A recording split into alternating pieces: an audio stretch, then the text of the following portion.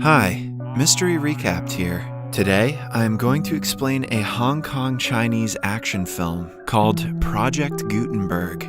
Spoilers ahead, watch out, and take care.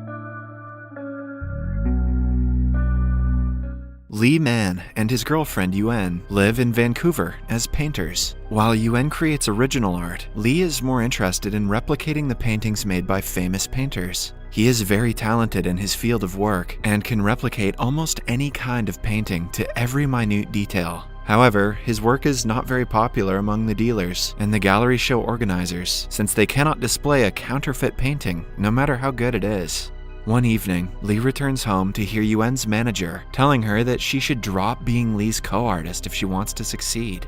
Yuan, in turn, asks the manager to drop her because she would never stop being Lee's partner. After a lot of struggle, the duo manages to land a spot in an art show. Their paintings are displayed for the guests to see. Many of them love Yuan's work, but are critical of Lee's paintings. One guest, named The Artist, goes as far as to call his painting fake. Yuan furiously throws her drink in his face and asks him to go away. Lee follows the man to apologize and finds out all this was a setup made by the artist so that they could meet in private. He says he recognizes Lee's talent for counterfeit art and praises his precision. They go to a bar and talk over a drink. The artist claims that he also loves precise replicas and has a job for Lee if he wants to change his life. After the encounter, Lee goes back to the art gallery and burns the painting that was insulted earlier. Satisfied with the decision, he calls the artist the next day and agrees to work for him. When asked what paintings he wants to be replicated, the artist shows him a $100 bill. It turns out he is planning to make bundles and bundles of fake money that is impossible to be recognized. Since they cannot just print the money, the artist is desperate to have someone like Lee on his team.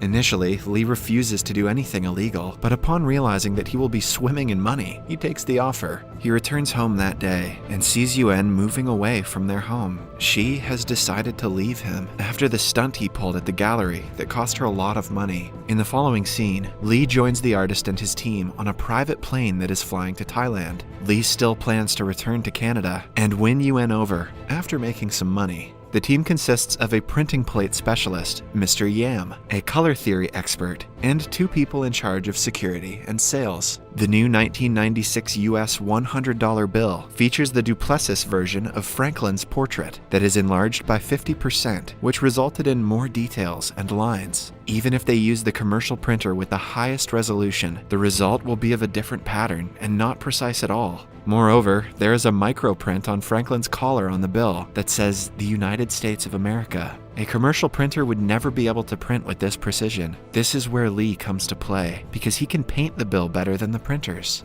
Secondly, the bills are made of scratch-free paper that turns the black ink of the counterfeit detection pen into yellow. This helps bank workers separate fake from real. The artist is yet to find a way to get the scratch papers, but until then, he wants Lee to work hard on the painting process. For the next few weeks, Lee paints the $100 bill with absolute precision, not missing a single streak or line. To embed the watermark and the security thread in the counterfeits is yet another difficulty. For this, they are going to use a Chinese painting method, where the real painting is sandwiched between two papers that are pressed to make the middle layer stand out. Next comes the printing process that is under Mr. Yam. He uses his expertise to make a printing plate that paints within 10,000th of a millimeter precision. On a test round, they see that there is no moire effect, which means they are successful. After that, the artist discovers a way to acquire scratch paper that is the main raw material for production. They travel to Eastern Europe to a phone book manufacturing company. It turns out they use scratch paper that is triple the width of a $100 bill to manufacture phone books. The width is perfect for the sandwiching process, so they buy a huge batch of it, disguised as a Chinese comic book company. After importing the paper to their hideout, it doesn't take them long before making the counterfeits that look identical to real bills. They sell it through an antique shop to wholesalers and are very careful about the people they do business with. After 6 months of working with the artist, Lee returns to Vancouver to return a key to Yuan.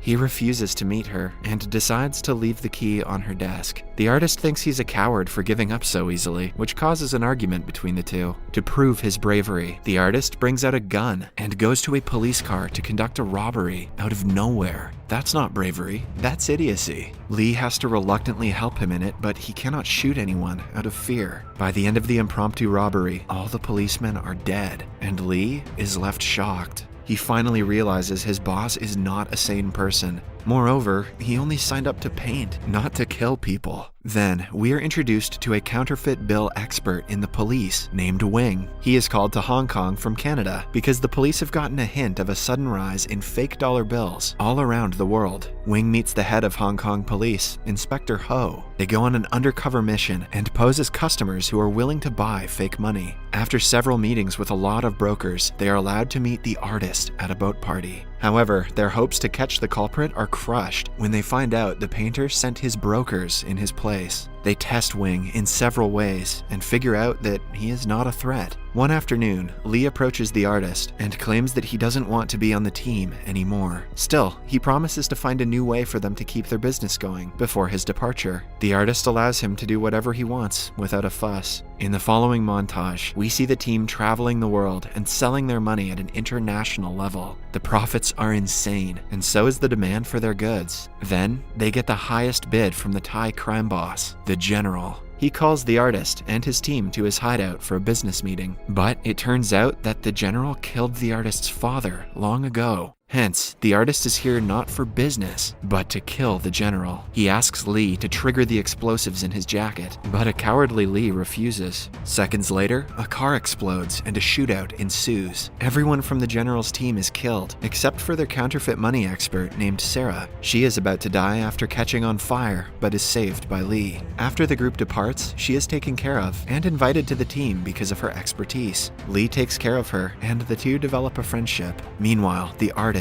gives her a fake ID under the name Yuan after Lee's ex-girlfriend. The team takes a 1-year break from business after the incident. During this time, Lee and the artist go back to Vancouver to meet Yuan and win her over. By now, she has turned into a famous artist, selling hundreds of her paintings. However, things go downhill when they find out she is engaged to her manager. The artist wants Lee to fight for his love, but he has already given up. In the following scene, they are on a yacht on their way to a business meeting with the undercover policeman, Wing. The artist does his own research about the customer and finds out about his true identity. He also discovers the police were able to find them because the printing plane expert, Mr. Yam, broke the rules and bought a watch with counterfeit money. As they had decided, his family will now have to be killed for his mistake. Mr. Yam begs for his family's life, but the artist shoots him dead. Lee tries to retaliate but is knocked out. After that, the team meets Wing, who is unaware that they know his true identity. Once they are in a closed room, the artist asks Lee to kill Wing,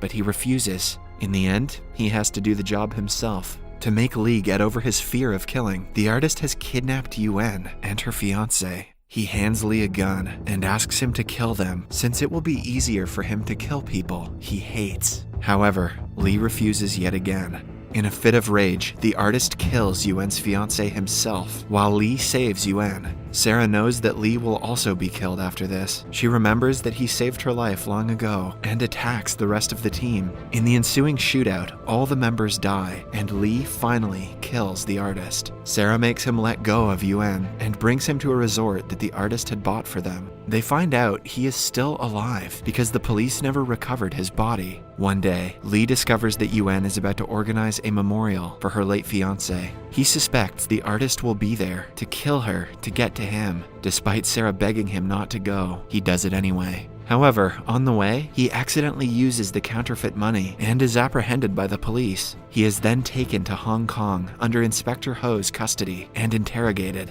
Lee is terrified of getting killed by the artist if he reveals his identity, hence he keeps quiet about everything. A few days later, Yuan comes to meet him and convinces him to help the police. They settle on an agreement that Lee will be released into witness protection for revealing the artist's identity and criminal history. After that, Lee starts telling the police all about his past, starting from his relationship with Yuan, how he met the artist, the money-making process, the time he witnessed the first murder, and so on. After he reveals everything, he also helps the police make sketches of the only 2 remaining people from their team. Sarah, and the artist. By the end of the day, Lee and Yuen are left in a hotel with security outside. The police immediately start a search for the artist, now that they have a picture of him. While they are at it, Inspector Ho notices him disguised as a police officer in the police headquarters itself. She and her team arrest him and hold him down, only to find out the man has been a policeman for several years and couldn't be the artist at all. This is especially strange because he was the one playing the role of the artist from the very beginning. It is then revealed that the policeman was the guy who helped Ho to bring Lee from Thailand to Hong Kong. Lee had seen his face on the route and remembered it. A flashback shows us that Lee and the artist are the same person. Lee created the artist in his mind to escape the reality that he is a horrible person. Every time he was fearful of the crimes the artist was committing, Lee was the one committing them. He was also the one who killed Mr. Yam and his family for buying a watch. In the last shootout that killed most of his team, he was the one who killed Yuen's fiancée, and the shootout was caused due to a conflict among them. Yet another shocker comes when we realize the girl who came to bail Lee out is not Yuen, but Sarah. She was so obsessed with Lee that she got plastic surgery since her face was burnt. After the surgery, she looked identical to Yuen. She came to save her lover, and the two have already fled from the hotel room after killing the guards. In the following scene, we see the couple together in bed. Sarah is sad that she is always going to be a counterfeit Yuen and a second option for Lee. When asked if he sees her for herself, Lee doesn't try to hide that he is still in love with the real Yuen. The next day, they get on a boat and run away from Hong Kong. But on the way, Sarah reveals she has been driving in circles for hours, and they are still in Hong Kong's territory. She wants to kill him and herself and end this life of misery. They are soon surrounded by the police, but before they can catch them, the boat explodes, killing both of them in the process. In the last scene, Inspector Ho goes to the real Yuen to inform her that her fiancé's killer has died. On looking at a picture of Lee, she recognizes him as just a neighbor she had long ago. It turns out Lee even fantasized his entire relationship with Yuen, and they were never together. Subscribe for more videos like this, turn on notifications, and leave a like to help the channel out. Thank you for watching.